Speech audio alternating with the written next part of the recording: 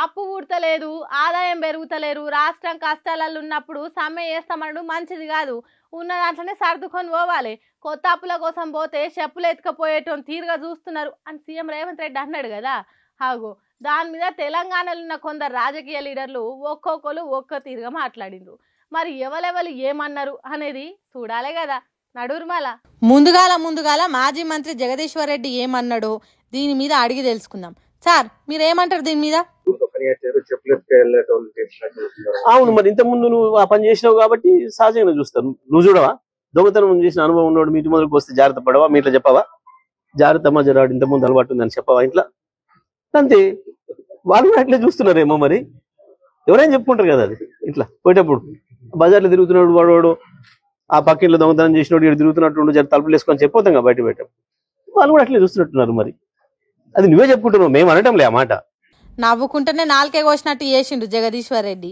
మేము ఎవ్వరం అనలేదు, మిమ్మల్ని మీరే అనుకున్నారని అనుకుంటేనే ఊర్లలో దొంగలుంటే జాగ్రత్తలు చెప్పినట్టు చేస్తున్నారు కావచ్చు అని గిచ్చినట్టే చేసిండు. ఇక తర్వాత మాజీ మంత్రి ఇప్పుడు ఎంపీ ఈటెల రాజేందర్ మాట్లాడుకుంటే ఏమన్నాడు ఈనుండ్రి. ఒక వ్యక్తిని దృష్టిలో పెట్టుకొని, ఒక పార్టీని దృష్టిలో పెట్టుకొని ఇవాళ ఇది దివాళా తీసిందని చెప్పి పదే చెప్పడం ద్వారా ఆయన దివాలా కోరుతనమేందో అర్థమైపోయింది. పరిపాలించే చేతగాక, చేవలేక, అనుభవం లేక, ఏది మాట్లాడనో ఏది మాట్లాడకూడదో, ఏది చేయాలనో ఏది చేయకూడదో ఆ గంభీరత లేనటువంటి రేవంత్ రెడ్డి ఇవాళ చివరికి తెలంగాణ రాష్ట్రాన్నే ఒక దివాలాకోరు రాష్ట్రంగా, తెలంగాణ ప్రజల్ని ఎందుకు పనికిరాని వాళ్ళుగా ఇవాళ చిత్రీకరించే ప్రయత్నం చేయడాన్ని తీవ్రంగా ఖండిస్తున్నాం. పోయిన సర్కార్ చేసిన తప్పులను తెలంగాణ మొత్తానికి అండగట్టినట్టు మాట్లాడొద్దన్నట్టు ఆ మాటలను తను ఖండిస్తున్నట్టు చెప్పిండు ఈటెల రాజేందర్. ఇదే ముచ్చట మీద ఉప ముఖ్యమంత్రి బట్టి విక్రమార్కని అడిగితే ఏమన్నాడు చూడుండ్రి. రాష్ట్ర ఆర్థిక వ్యవస్థ పైన ముఖ్యమంత్రి చేసినటువంటి వ్యాఖ్యలు ఇప్పుడు వివాదాస్పదం అవుతున్నాయి. ముఖ్యంగా ఉద్యోగులకు సంబంధించినటువంటి వ్యవహారంలో ఆయన చేసినటువంటి ప్రస్తుతానికి రాష్ట్రానికి సంబంధించినటువంటి సోలార్ పవర్ సంబంధించి, రెన్యూవబుల్ ఎనర్జీ సంబంధించి నేను ఎనర్జీ మంత్రి గారిని, దీనికి సంబంధించినటువంటి ప్రహ్లాద్ జోషి గారిని కలిసి రాష్ట్రానికి దీని ద్వారా ఏ రకమైనటువంటి లబ్ధి పొందడానికి అవకాశాలు ఉన్నాయో వాటన్నింటినీ వారి దృష్టికి తీసుకుని వచ్చి ఆ రాష్ట్ర ప్రయోజనాల కోసం నా ప్రయత్నంతో చేస్తున్నారు. ఆర్థిక సంబంధమైనటువంటి అంశాలన్నీ తప్పనిసరిగా దానికి సంబంధించి నేను రేపు హైదరాబాద్ వెళ్ళిన తర్వాత వారితో సంపూర్ణంగా మీడియాతో కూర్చొని మాట్లాడతాను. నేను ఢిల్లీకి వచ్చింది ఏరే పని మీద కాబట్టి మీరు అడిగిన దానికి నేను ఇక్కడ కాదు అక్కడికి వచ్చినాకనే మాట్లాడతా అన్నట్టు చెప్పిండు. మరి అంతే కదా, ఏది మాట్లాడినా తప్పు దొరకబడతారు. సొంత పార్టోళ్ళు నువ్వు అట్లా ఎందుకు మాట్లాడినావని తెలంగాణకు పోయినాక నన్నే అంటారు. కాబట్టి ఆ బురద నేనెందుకు అంటించుకోవాలి అనుకున్నాడు కావచ్చు.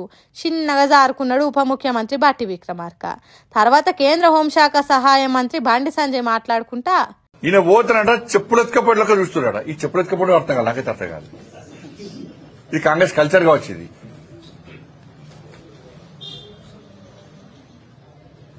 ఇప్పుడు చెప్పులు ఎత్తుకపోవడం మీద చర్చ జరుగుతుంది. ఇప్పుడు ఇక జరగాల కూడా ఖచ్చితంగా చెప్పుల మీద చర్చ జరగాల్సిందే అంటున్నాడు.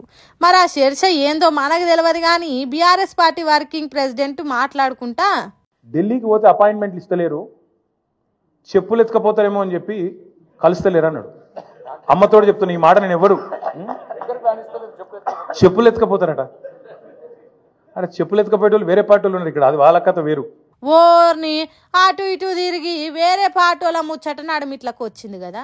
మరి ఆ పార్టీ ఏంటిది? బీజేపీ వాళ్ళని అన్నాడా, ఇంకే పార్టీ నన్ను అన్నాడా, బీజేపీలోనే బండి సంజయ్ అన్నాడా, లేకుంటే ఇంకెవరన్నా అన్నాడా అనేది మనకు తెలియదు. కేటీఆర్ మనసులున్న మాట మీకేమన్నా తెలిస్తే కామెంట్లు రాయుండ్రి.